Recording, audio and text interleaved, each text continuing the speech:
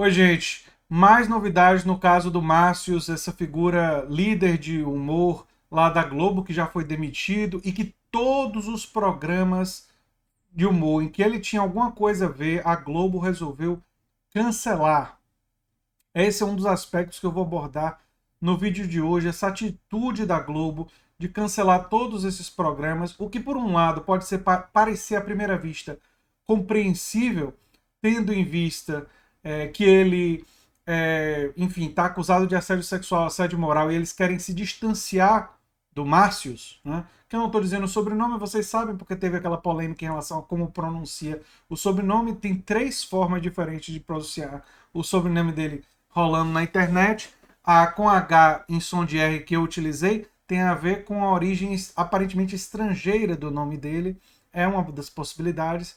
Pode ser com Márcios Mellen ou Mellen também, além do Meren, com o H em som de R, como Hegel, que é escrito com H. E sobrenomes a gente não pronuncia necessariamente com nossa língua, a gente pronuncia, eu pelo menos faço isso, tentando falar na língua da origem do sobrenome. Isso superado, vamos falar da atitude da Globo. A Globo resolveu cancelar todos esses programas, colocou o futuro das pessoas incerto, né? E é uma questão que eu quero abordar aqui, porque, no meu modo de ver, essa atitude ela favorece essa cultura do assédio sexual. Por quê? Porque ao cancelar tudo, ela fortaleceu a narrativa de que, se você denunciar, você pode ficar desempregado. Percebam, uma figura como o Márcios, que tinha muito poder, ele de certa forma ameaçava as pessoas com o quê? Com o desemprego. E dizia que se acusassem ele, tudo poderia ser cancelado e tudo mais.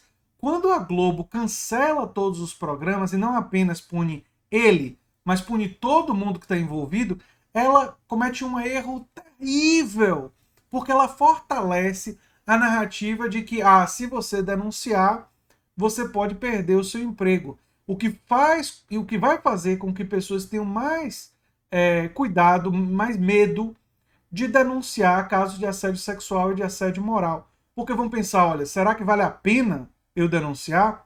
Uma outra coisa que eu queria abordar, mas eu ainda vou voltar a essa questão da Globo no vídeo, é uma confusão que aconteceu entre Dani Suzuki, né, que ela foi uma das famosas que se manifestaram, né, ela saiu em defesa da Letícia Spiller, né, após a repercussão negativa da Letícia Spiller no programa Reclame, e comandado por Felipe Solari, Emerson Souza e Mônica Salgado.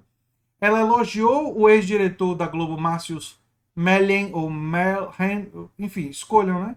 E enfatizou a demora das vítimas em denunciá-lo.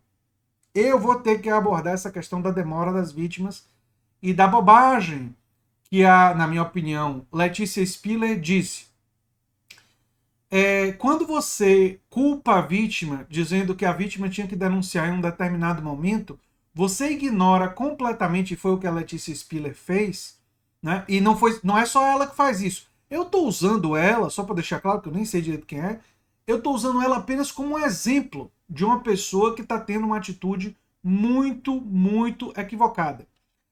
Você ignora o fato de que, para muitas mulheres especialmente, é muito difícil você denunciar uma pessoa que tem poder, né? A pessoa que é o chefe lá do espaço que você está trabalhando. Você tem medo de perder o emprego, você tem medo de ser repreendida, você tem medo de ser vista como uma pessoa que não. Ser perseguida. Vai que sua denúncia fica isolada e a pessoa acaba não respondendo e não vai ser demitida. Uma pessoa com poder pode falar mal de você para outros diretores, para outras emissoras, e você não só ser demitida daquele trabalho, mas ficar praticamente como uma viúva negra, assim, você pode ficar fora, né, do script em termos de ser contratada. Então, muitas vezes as mulheres têm muito medo de denunciar. Muitas pessoas usaram esse argumento do medo para tentar tirar a credibilidade da Tara Reid, que, segundo ela, e eu acredito, sofreu violência sexual do Joe Biden nos anos 90 e denunciou, a denúncia dela ficou pública, ficou notória, ficou bem conhecida perto das primárias, lá nos Estados Unidos. Só que o detalhe é que quando foi investigado o caso, a Tara Reade estava tentando fazer essa denúncia ser conhecida já há uns 3 ou 4 anos. E ela não tinha feito antes, porque, quando ela saiu de Washington lá atrás, e eu tô pegando o exemplo da Tara Reade para vocês verem como é difícil. Joe Biden era um dos homens mais poderosos do Senado, então ele era um cara muito poderoso, e ela teve medo de denunciar ele. Naquela época, nos anos 90, era ainda mais difícil do que é hoje, imagine a dificuldade. E depois ela teve uma filha e ela ficou com medo do que a filha poderia passar caso ela denunciasse e as pessoas que são democratas acusassem ela de tentar prejudicar um político do campo deles, porque ela é uma pessoa de esquerda, a Tara Reade. Então, percebam como é difícil você fazer uma denúncia desse tipo. Então, a Letícia Spiller, né, ela demonstrou uma completa insensibilidade com as mulheres e com as pessoas que foram assediadas e que sofreram abuso de poder e assédio moral, tudo leva a crer, nas mãos do Márcios. É uma coisa, assim, desumana. Assim como é desumana a atitude da Globo em demitir e cancelar todos os trabalhos. Vamos lá. E aí eu quero falar sobre isso também. Gente, os méritos dele do ponto de vista artístico não podem ser simplesmente descartados porque ele fez isso. Eu cito normalmente esse exemplo. Wagner, o compositor, era racista, era preconceituoso. Né?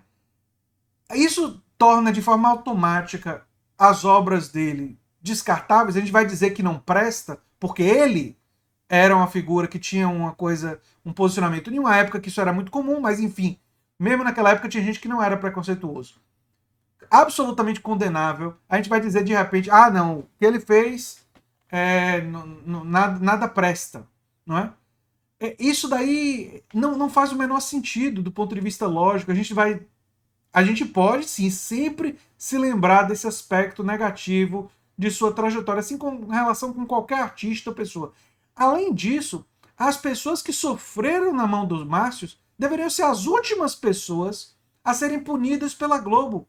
Quando a Globo cancela todos esses programas e coloca o futuro de muitas dessas pessoas em uma situação incerta, ela pune não só o Márcios, mas especialmente pune todas as pessoas que sofreram nas mãos dele. Provavelmente muitas delas, inclusive, que não tinham nada a ver com peixe. Então, tem os que sofreram e tem aqueles que nem sabiam, que são funcionários que não estavam a par do que estava acontecendo, porque são grandes produções, né? Então, assim, é uma atitude completamente equivocada, fortalece uma perspectiva de as pessoas terem medo de denunciar, e é uma atitude da Globo, enfim, completamente errada, na minha opinião, e expliquei aqui por quê. Dá para entender porque eles queriam fazer isso, tendo em vista que eles querem se afastar do Márcios. Mas essa não é a forma. Essa não é a forma. Você não cancela esses programas. Você pode até colocar um novo diretor e esses programas passarem por um processo de reformulação com o mesmo elenco e aprimoramento e tal, mas você não vai punir funcionários, atores, atrizes e todo mundo que estava lá por causa de uma coisa, provavelmente tudo leva a crer, hedionda que o diretor do núcleo de humor da Globo realizou. É uma atitude, enfim, da Globo e da Letícia Spiller, se é que é assim que pronuncia o sobrenome dela, completamente equivocada. Quero saber a opinião de vocês nos comentários, né? Mas essa é a minha opinião e eu posso deixar mais claro, se for necessário, em um futuro vídeo. Mas o que eu quero enfatizar aqui é que para superar esse machismo estrutural, para superar essa cultura, a gente precisa reconhecer as atitudes corretas. O correto seria demitir ele ser processado criminalmente e civilmente, não é? Pelas pessoas envolvidas, não é?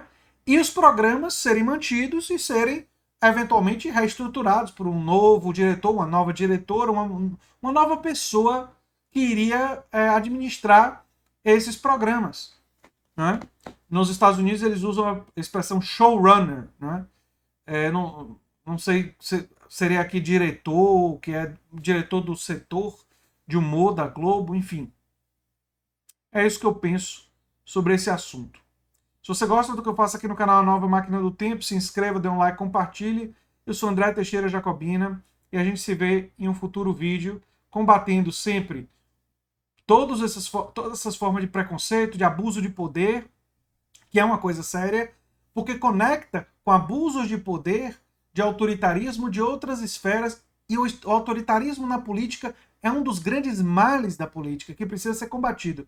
E é por isso que hoje eu vou fazer uma live com Luana Alves, do PSOL, e a Luana Alves é uma pessoa que defende uma democracia mais profunda, como eu defendo. E isso é fundamental para a gente caminhar em uma outra direção.